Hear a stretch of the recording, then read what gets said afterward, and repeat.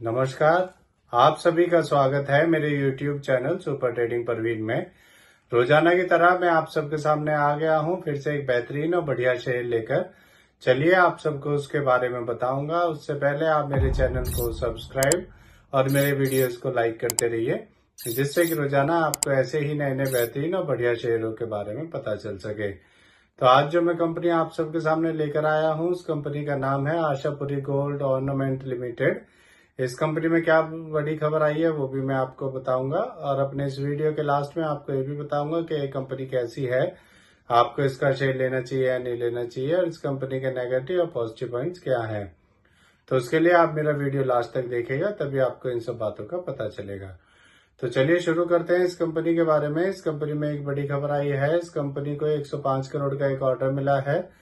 ये एक purchase order है। ये ऑर्डर इसे कई कंपनियों से मिला है।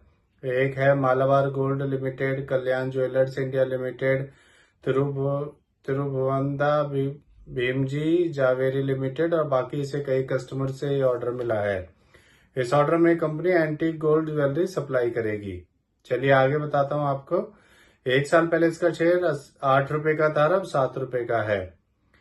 अब मैं आपको इस कंपनी के बारे में बताता हूँ कि ये कंपनी करती क्या है। ये कंपनी 2008 में बनी थी। ये company gold ornament manufacturing and trading का बिजनेस करती है, और ये कंपनी एंटीक ज्वेलरी की मैन्युफैक्चरर और सप्लायर भी है।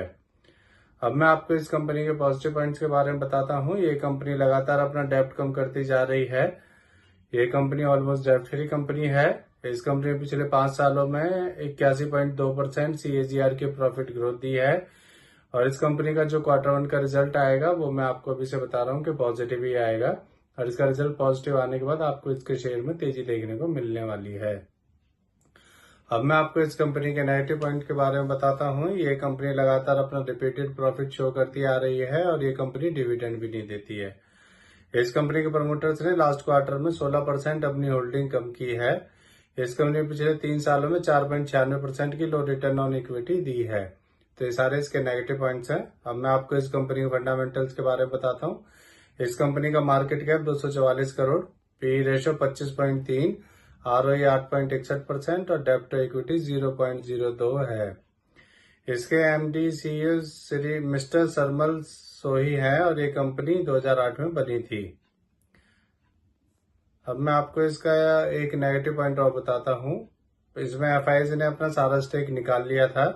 मार्च 2024 में FIS ने इसमें से अपना सारा पैसा निकाल लिया था, पर अब जून 2024 में FIS ने इसमें फिर से इन्वेस्ट कर दिया है, और 1.74% इस कंपनी में स्टेक ले लिया है।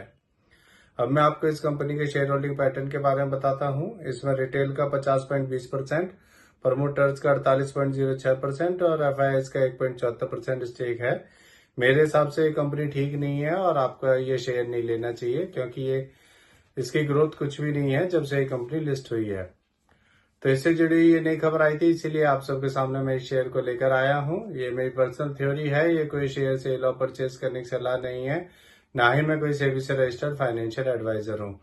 आप मेरे चैनल को सब्सक्राइब और मेरे वीडियोस को लाइक करते रहिए, जिससे कि रोजाना आपको ऐसे ही नए नए बेहतरीन और बढ़िया शेयरों के बारे में पता चल सके।